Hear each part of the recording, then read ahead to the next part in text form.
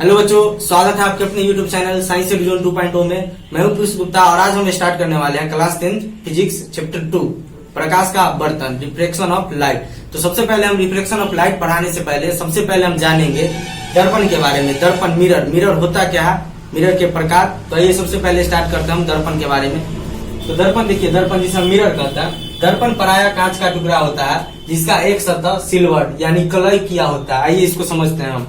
दर्पण एक कांच का टुकड़ा होता है, ठीक है, जिसका पीछे वाला पार्ट या फिर पीछे वाला पार्ट को रंगा जाता है, जिसे हम सिल्वर बोलते हैं, कलई किया हुआ रहता है, ठीक है। उसके बाद देखिए हमारा हॉर्स पॉइंट। हॉर्स पॉइंट में पहले भी बताया कि हॉर्स पॉइंट में वही बातों को डाला जाता है जो हमारे लिए बहुत ही महत्वपूर्ण है, ठीक है। तो आइए समझते हैं पहला हॉर्स पॉइंट। दर्पण को कलई करने के लिए प्रायः चांदी या पारा धातु के लवण का उपयोग किया जाता है। जैसे कि अभी हम बताए कि दर्पण का पीछे वाला पार्ट कलई किया हुआ रहता है, सिल्वर्ड किया हुआ रहता है, तो उसको सिल्वर्ड करने के लिए चांदी या फिर पारा धातु के लवण का उपयोग किया जाता है, ठीक है।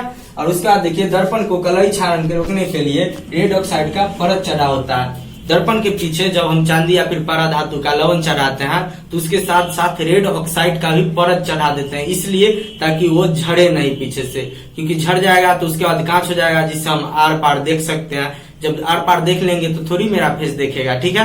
तो इसी को बोलते हैं, ठीक है, दर्पण के कलई क्षारण को रोकने के लिए रेड ऑक्साइड का परत चढ़ाता है। उसके बाद देखिए दर्पण के प्रकार, टाइप्स ऑफ मिरर। मिरर दो प्रकार के होते हैं, दर्पण दो प्रकार के होते हैं, एक समतल दर्पण और एक गोलीय दर्पण, ठीक है। और गोलीय दर्पण का ही एक पार्ट होता है परवलयिक दर्पण, जिसे हम बोलते हैं। तो आइए अब इसके बाद जानते हैं समतल दर्पण के बारे में कि समतल दर्पण प्लेन मिरर होता क्या, ठीक है। तो इसको नोट कीजिए पहले।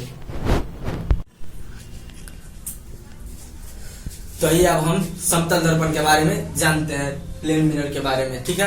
तो सबसे पहले समझते हैं समतल मतलब होता है क्या है। सम मतलब होता है समान, तल मतलब होता है सतह, ठीक है। जैसे कि ये देखिए हमारा image of plane mirror. Plane mirror इसी को बोलते हैं। इस पीछे वाला पार्ट इसका रंगा होता है, एकदम सीधा होता है, समझे। तो ऐसा दर्पण जिसका परावर्तक सतह समतल हो उसे समतल दर्पण कहते हैं। सबसे पहले आइए जानते हैं परावर्तक सतह किसे बोलते हैं। परावर्तक सतह इसको बोलते हैं, ठीक है। ये हुआ हमारा परावर्तक सतह, इसका पीछे वाला पार्ट सिल्वर्ड किया हुआ रहता है, इसी को बोलते हैं प्लेन मिरर, ठीक है। उसके बाद देखिए यहाँ पे क्या दिया हुआ है, image formation in plane mirror. मतलब कि प्लेन मिरर में, मतलब कि समतल दर्पण में इमेज किस प्रकार का कैसा बनता है, ठीक है। तो पहला पॉइंट में देखिए आभासी, जिसे हम काल्पनिक बोलते हैं, और सीधा प्रतिबिंब। याद रखिएगा कि समतल दर्पण में किस प्रकार का प्रतिबिंब बनता है, तो आभासी जिसे हम काल्पनिक बोलते हैं, और सीधा वस्तु के सीधा बनता है, ठीक है। और नीचे देखिए ये फॉर्मूला है, हाइट ऑफ मिरर बराबर हाइट ऑफ इमेज बटे 2। अगर आपको बताए कि कितना बड़ा मिरर लेना है, दर्पण लेना है जिसमें आदमी के यहाँ पर किसी भी वस्तु का इमेज पूरा दिखाई दे, तो यहाँ पे देखिए हाइट ऑफ मिरर बराबर हाइट ऑफ इमेज बटे 2, यानी हाइट ऑफ इमेज बटे 2 लिखा हुआ है हाइट ऑफ मिरर। अगर यहाँ पे मान लीजिए कि हमारा इमेज 5 सेंटीमीटर का है, 5 सेंटीमीटर का है, तो हाइट ऑफ इसका अगर 5 सेंटीमीटर अगर इमेज दिया हुआ है तो हमारा हाइट ऑफ मिरर निकल जाएगा। हाइट ऑफ मिरर बराबर 5 सेंटीमीटर बटे में 2, और 2 इसको काटेंगे 2.5 आएगा, ठीक है। तो ये 2.5 हमारा निकल जाएगा हाइट ऑफ मिरर। मतलब कि अगर 5 सेंटीमीटर का ये रखते हैं तो ये 2.5 सेंटीमीटर, मतलब कि वस्तु के आकार का कम से कम आधा होना चाहिए। आधा रहेगा तब कंप्लीट इमेज बन जाएगा मेरा, ठीक है। उसके बाद देखिए समतल दर्पण का उपयोग, यूजेस ऑफ प्लेन मिरर। समतल दर्पण का प्रमुख उपयोग निम्न। पहला देखिए घरेलू आईने के रूप में। घरेलू आईना मतलब कि हम लोग जब अपना घर में जो आईना यूज करते हैं उसी को बोलते हैं घरेलू आईना, तो उसके रूप में पहला समतल दर्पण का यूज करते हैं। उसके बाद देखिए पेरिस्कोप या फिर परिदर्शी के रूप में। तो परिदर्शी क्या होता है इसके बारे में हम अभी आपको समझाते हैं। फिर से देखिए बहुरूपदर्शी के रूप में, फिर से परावर्तक दूरबीन के रूप में। दूरबीन जो होता है जिसे हम देखते हैं, परावर्तक दूरबीन के रूप में समतल दर्पण का उपयोग किया जाता है। इसको नोट कीजिए पहले, उसके बाद हम बताते हैं परिदर्शी क्या होता है और बहुरूपदर्शी के बारे में हम आपको बताते हैं। इसको नोट कीजिए। तो जैसा कि अभी हम बताएं कि पेरिस्कोप, समतल दर्पण का उपयोग पेरिस्कोप के रूप में करते हैं। तो पेरिस्कोप के रूप में किस प्रकार करते हैं बताते हैं हॉर्स पॉइंट के माध्यम से। देखिए यहाँ पे पेरिस्कोप में 2 समतल दर्पण लगा होता है, ठीक है। सबसे पहले इसको समझिए कि पेरिस्कोप में 2 समतल दर्पण लगा होता है जो 45 डिग्री के कोण पर झुका होता है। इसका उपयोग बच्चों के खिलौने में किया जाता है। सबसे पहला इसको हम समझते हैं कि जो 45 डिग्री के कोण पर झुका होता है किस प्रकार होता है। मान लीजिए कि ये 2 हमारा समतल दर्पण है, ठीक है। ये समतल दर्पण 2 ऐसे लगा होता है और इसका बीच का डिग्री 45 डिग्री होता है। मतलब इस प्रकार एक दोनों पर झुका होता है, ठीक है। ये दोनों समतल दर्पण एक दूसरे पर झुका होता है, कितने डिग्री के कोण बनाते हुए, 45 डिग्री के कोण बनाते हुए, और इसका उपयोग बच्चों के खिलौने के रूप में किया जाता है, ठीक है। उसके बाद देखिए बताते हैं कि समतल दर्पण का उपयोग बहुरूपदर्शी के रूप में किया जाता है। तो बहुरूपदर्शी में 3 समतल दर्पण लगा होता है जो 60 डिग्री के कोण पर परस्पर झुका होता है। इसका प्रयोग सैनिकों द्वारा बंकर में छुपकर दुश्मनों के गतिविधियों का पता लगाने में किया जाता है। तो इसको सबसे पहले हम देखिए समझते हैं कि इसमें है क्या, लिखा हुआ क्या है। बहुरूपदर्शी में 3 समतल दर्पण का उपयोग किया जाता है, ठीक है, जो 60 डिग्री के कोण पर परस्पर झुका होता है। सबसे पहले देखिए ये हो गया हमारा 60 डिग्री, ठीक है। इसके ऐसा होता है, बनता है ये बहुरूपदर्शी, ठीक है। इसका पार्ट होता है सिल्वर्ड किया हुआ रहता है और इस सब के बीच का एंगल होता है 60 डिग्री, ठीक है। ये भी 60 डिग्री, ये भी 60 डिग्री, ये भी 60 डिग्री, ये सब 60 डिग्री होते हैं, ठीक है।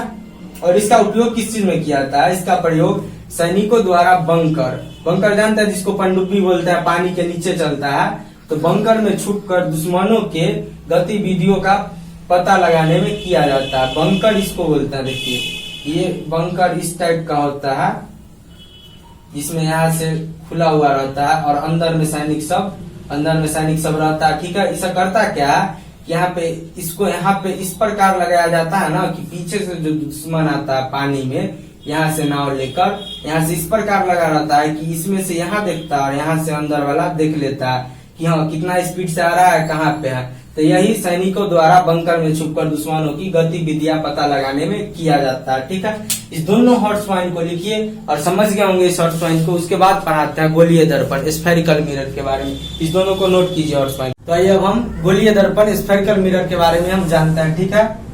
दर्पण 2 प्रकार के होते हैं, एक समतल दर्पण है, एक गोलीय दर्पण। तो समतल दर्पण हम पढ़ा दिए और गोलीय दर्पण को बात करते हैं आप।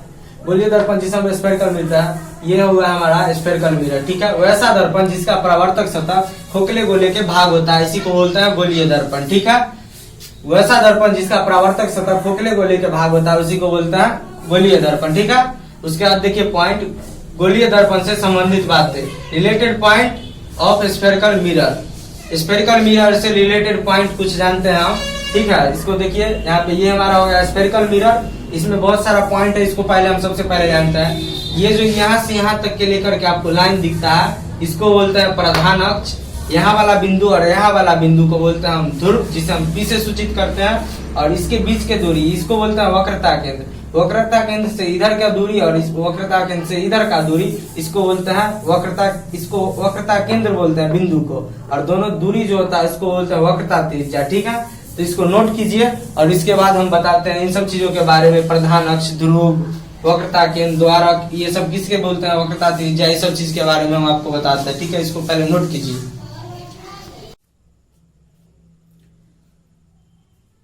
तो चलिए आइए हम जानते हैं स्फेरिकल मिरर से संबंधित बातें जो अभी हम बताएं। वक्रता केंद्र, सेंटर ऑफ कर्वेचर। सबसे पहले हम इसको समझते हैं कि होता क्या है।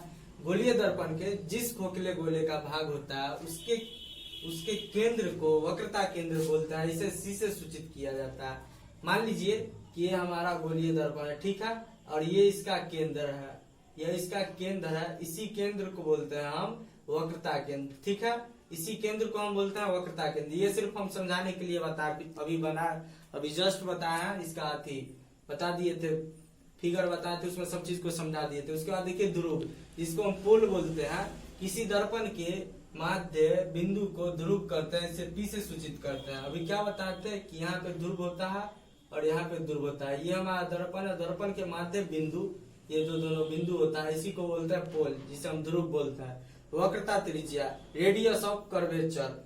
किसी दर्पण के वक्रता केंद्र से लेकर ध्रुव के बीच की दूरी को वक्रता त्रिज्या बोलते हैं। यहाँ पे देखिए क्या लिखा हुआ है, किसी दर्पण के वक्रता केंद्र से लेकर ध्रुव के बीच की दूरी को वक्रता त्रिज्या कहते हैं। इसे R से सूचित किया जाता है, ठीक है।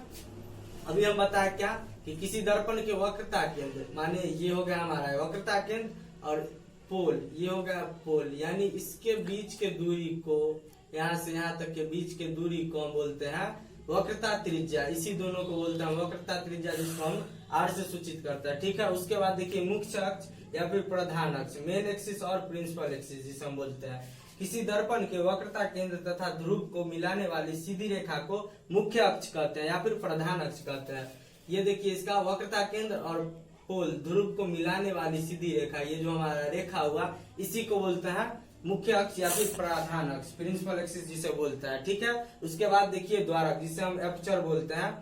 दर्पण के महत्तम चौड़ाई को दर्पण का द्वारक कहते हैं।